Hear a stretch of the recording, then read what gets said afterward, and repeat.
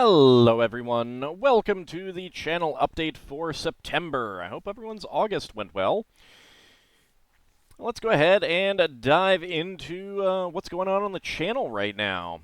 There is a slight change that has been done to the channel look. I do not know why YouTube has done it. It feels very annoying, but it used to be that you had like one primary link up here, and then you'd have little minor links here on your banner.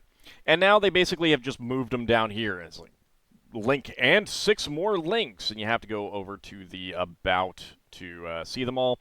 So I kind of feel like that's going to make it even less likely that people notice the fact that I have things like Patreon and Twitch and Discord and blah, blah, blah. And of course, it's just like, why? Why are you doing this, YouTube? I don't understand. Anyway, that's just a little minor. I saw that it was coming, and I just did the updates today to switch things around so that the Patreon was up front because, to be perfectly honest, that is probably the most important one here. Anyone who follows the channel and checks out the videos will see that I do have like Twitch VODs and stuff like that. So with there's links in there to a Twitch. So that's kind of the more important one. And I do mention my blog updates in all the update videos. So seems like the Patreon is probably the best one to have. Speaking of, if you want to support me, it's a great way to do so. I'll talk a bit more about that closer to the end of the update. And of course, we'll go ahead and get to what's going on with video content right now. So last month, we finished up Indiana Jones and the Fate of Atlantis. Did a little bit of a revisit of Peglin since they had quite a bit of new content. And there's still more new content that I haven't seen, and I don't just mean like new orbs. I did get the other class unlocked that I didn't have before. But again, I'm going to wait until more stuff is updated before I revisit that. I haven't even tried out that class because I got it unlocked and I was like, I should try try it first time on video. I think that's both more fun for me and more fun, especially for you guys. But then we played a Portal as well. And wrapped that up fairly quick. It's not a very long game. Portal 2 is a bit longer. That will probably come eventually. I'd been wanting to play it for quite a while. Just hadn't quite gotten around to it, and it was just like, you know what? Yeah, it's short. I'll dive in, play it, give it a good view. And it is a lot of fun. I mean, it was pretty instantly successful when it first came out, but it was also part of a multi-game pack, so it didn't need to be long to stand on its own kind of thing. And with that wrapping up, we have dived into something that will probably be pretty long, Divinity Original Sin Enhanced Edition. I have played this before. I have played through entirely. It's been a little while since I played it, though. And by a little while, I think 6 years now. In fact, I think I started it almost 6 years to the day from when I last played it. So that was interesting when I noticed that. So I do know, I do know the game reasonably well. It has been 6 years, so I will have forgotten stuff. As you probably noticed in the tutorial dungeon episode today, when I kind of realized that all the tutorial stuff has been turned off because of the last time I played, and I wasn't getting the messages about all the tutorial stuff that it was supposed to be telling me.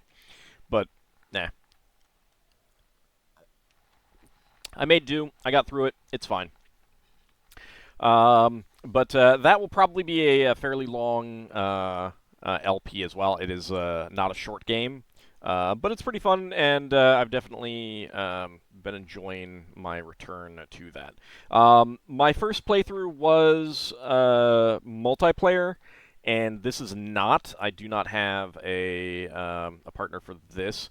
I did try to you know rope a few people in, but just it scheduling is always going to be the hardest thing, and technical issues were also an issue. So it just ended up being like, if I want to play it, I might as well just I need to just bite the bullet and play it. Um, when I decide to play Divinity Original Sin 2, which I have not played, then I will probably again try to get some some people to play it as well, and if that doesn't work out, then it doesn't work out. It's fine. It's not a big deal. They stand fine on their own as well. But that is the new Let's Play. Live Alive is going strong. We are in the end game portion of it, however. There's just a little bit of segments left. I mean, the last segments of the game will not be like just a couple of episodes, but we are closing in on the end. It will almost certainly be done this month, and we'll be starting something new. Over on Zerfall's channel, we have started a new co-op game. Last Armageddon. We're playing the recent fan translation for the NES version, which is pretty faithful, but it obviously doesn't have as good graphics as some of the other versions that were out there. But it is a very interesting game. There are mechanics that I was not expecting when we started up, and neither was Zerfall, because there's the first few episodes are very much let's check this stuff out to see if we can figure out how these mechanics are working kind of thing. And I mean, which is not a criticism at all of the game. It's actually kind of like refreshing and exciting to be going into a game that doesn't have difficult mechanics, but it's like, oh, now let's figure out how this all works so that we can plan for it and stuff like that. So it's exciting. I like the kind of the premise where so the premise of the game that you'll pick up from the first episode is that humanity wiped themselves out. Probably nuclear war, I'm not sure. And that allowed demons and monsters to take over. They say demons, but it's also including monsters. And you play with 3 different parties, and the different parties take control. You take control of the parties at different times of the day, kind of thing. And there's some really interesting leveling mechanics in it. So do check that out. It is definitely interesting and unusual. So I'm enjoying it so far. I'm looking forward to our sessions and everything like that. So do check it out. I do have the playlist here on my channel, and of course subscribe to Zerfall's channel so that you get his the videos when they come out, and also check out his other content. He's currently playing Goblins 2 with Jaxor as his wife, and recently finished up a Let's Play of Galaxy for All I Yuna with Mysterious JG. They'll probably be starting something new, in a few weeks or something like that. I don't know. We haven't discussed that, but it's pretty typical. Once one gets wrapped up, then may take a time off or something like that, but then dive into something new. So I would expect something new a few months. A few weeks, a month out, something like that. And I'm curious what they're going to be playing. They haven't told me yet. They may not know. I don't know. Stream-wise, we've got Legend of Zelda Tears of the Kingdom still ongoing on Mondays. I am still having a blast with that, and I will say that it did finally kind of hit that I gotta advance the story a little bit, so I'm doing that. It feels bad advancing the story. What's it? What am I even doing with my life if I'm advancing the story? No, I'm just kidding. Um, I wanted to make sure that I had a lot of stamina and health, and it got pretty easy to be doing that. And I was also doing some side quests and other stuff. And I really do like exploring the world in that game. And there's a lot left to explore. I have a lot of the underworld to explore, and I haven't gotten through all of that. Fridays, today, in fact, I just finished up a stream of Final Fantasy IV Pixel Remaster. Close to the end, very close to the end. In fact, next session is absolutely going to be the end. This session we got close to it, but there's still a little bit more to do, and the game will absolutely wrap up next week. However. Catalina's story, Uncharted Waters, New Horizons. We are still ongoing with that. Unfortunately, this past Wednesday, I had to cancel streams. Um, but next Wednesday, we will be back to that. And I've been told that that might be the end of the that playthrough as well.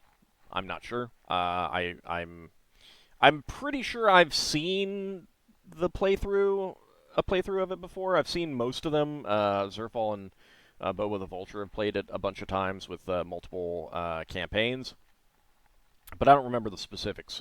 So I don't know. We'll see. But that does also kind of remind me of something else. I'm thinking of changing up some of the schedules for my streams. Um, Wednesday has just become a little bit more of a problem to actually get done. Um, so I might shift them around a little bit. So this is a good opportunity if you have wanted to get to my streams, but you haven't been able to because of timing. Now is a good time to let me know what you would prefer. Um, so right now, we've got Mondays, 4 p.m. Eastern Time to about 10 p.m. Eastern Time is Tears of the Kingdom.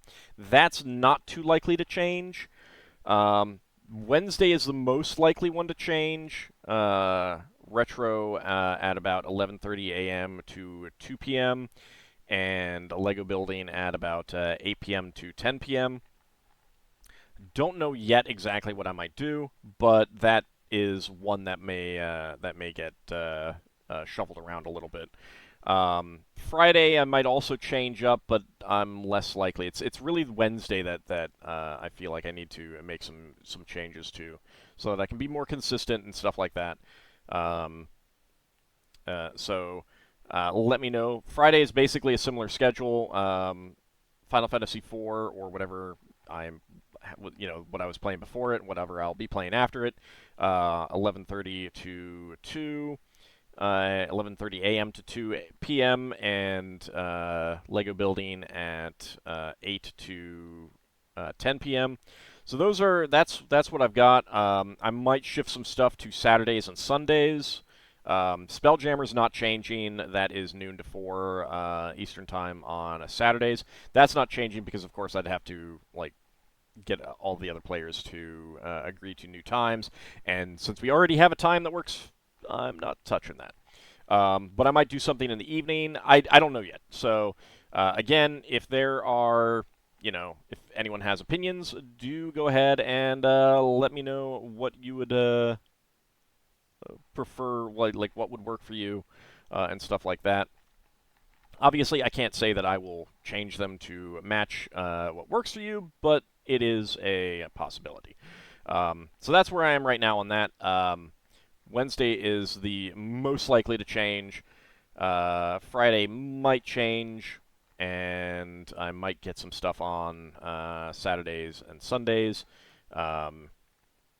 Partly, so there's a mix of things going on. Is that number one, I'd like to try to get more people into some of my streams, and the current times just, I think they may work against some of that. So I'm not sure, but that's one reason why, if I get like an absolute flood of comments saying, "Yeah, I'd love to see the retros, I'd love to see Final Fantasy, but I can only come in the evenings," then I might, like one thing that might happen is I might swap the Lego build streams and the gameplay streams, move the Lego to the morning and the games to the evenings. That kind of thing might happen. I might move some stuff to 4 p.m. instead. I don't know. So whatever whatever you guys have to say, I will try to take that into consideration as well. That is mostly what's going on the channel itself. But speaking of streaming, I do want to pop over to my Twitch channel. So it is September on Twitch right now. Save up to 30% on new subs until October 1st at 12 a.m. Pacific time. Terms apply. So, if you are not subscribed to me on Twitch, this is a great time to do so because I have a further incentive. Not only will you save money, but if we get to 150 sub points, right now we are at 63. We started out the day at 50 before my stream. If we get to 150 sub points, I will play Spelljammer, Pirates of Realm Space, on stream, and I will complete it. So if you want to see me play that really poorly made game, because it is really poorly made, you want to see me suffer through playing that game, and I know you guys do get in on this. Sub points, as long as someone is subscribed to the channel, I have a sub point based on their tier. It is 1 sub point for a Tier 1 subscription, 2 sub points for Tier 2 subscription, and I believe they recently bumped it up to 6 sub points for a Tier 3 subscription.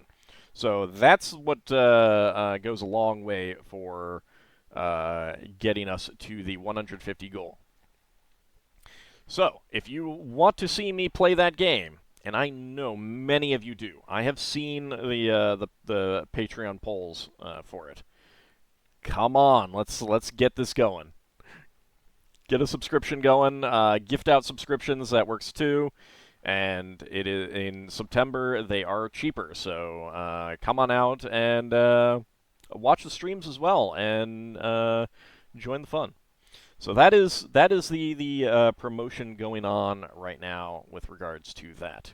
If you want to support the channel in other ways, as I mentioned, there are multiple ways of doing so. If we go over to the About, there is, of course, Patreon. That is the primary way. As I mentioned, subscriptions on Twitch.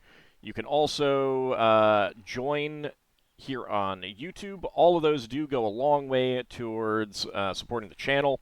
All the videos have super thanks. If there's a video in particular that you've especially enjoyed, that meant a lot to you, helped you get through a tough time, and you want to, show specifically that did so, you can use a super thanks. Of course, Ko-fi. Also, I have those links in the video descriptions. That's another way to support me. Any of those ways goes a long, long way to ensuring that I can continue to provide you with wonderful content like perhaps eventually Spelljammer, Pirates of Realm Space, a very poorly made game. No offense to the guy who made it. I know he worked really hard on it. He just didn't get a whole lot of support from SSI. I don't have anything against him. It was basically made by one guy. So, yeah, if you want to support the channel, and it does go a long way to ensuring that I have internet access, I have computer systems that can play the games and record them and upload them, and slightly more important, a roof over my head and food in my belly. So those, all of that goes a long way towards that, and of course I also use it to purchase Lego for the Lego build streams. So if all of that has been meaningful to you and you want to, pay back kind of thing, show your support for the channel, please do consider any of those means of doing so. And it really does mean a lot to me. All of the members here on YouTube, all my subscribers on Twitch, and most especially all of my supporters on Patreon, whose names are scrolling by on the ticker below. I really, really do want to thank you. It really does mean a lot to me, especially in times when I have not been in the best of mental states, shall we say. I've mentioned before that, especially as a child, I had pretty severe depression, and you're never really, like, you can get better, but you're never, I mean, maybe some people are, I don't know. I certainly have not been completely free of depression. It comes back here and there and stuff like that. And knowing that you guys are enjoying the content and it means a lot to you and you want to support me in doing this so that I can continue doing it, both to have fun myself and to provide you guys with a good entertainment. It really does help me in those kind of times when I'm not in the best of mind spaces. So thank you all very, very much. It really does mean a lot to me that you guys enjoy my content and you want to support the channel. Thank you. Thank you very much. And for those who want to support the channel but don't have the financial means to do so, please do remember that watching the videos fully, giving them a like, leaving a comment if you have something to say, all of that does help the algorithm get these videos out in front of other people's eyes so that more people can enjoy them. And same thing with streams, coming out to the streams and watching as much as you can helps out there. If I can get to partner, I will get a better cut of all the subscriptions and stuff like that. I'm a fair bit away from that. I've been generally hovering around 20, 25 average viewers. It's a bit lower on some like Spelljammer and the LEGO build streams. But if I ever get up to a point where I'm hitting 75 average, then I can become a partner. So the more people who watch the streams, the sooner that will happen. So please do come out to those, and that's one reason why I'm also asking if people have a, if there's times that you want to come out, and unfortunately I'm just streaming at the wrong times for you.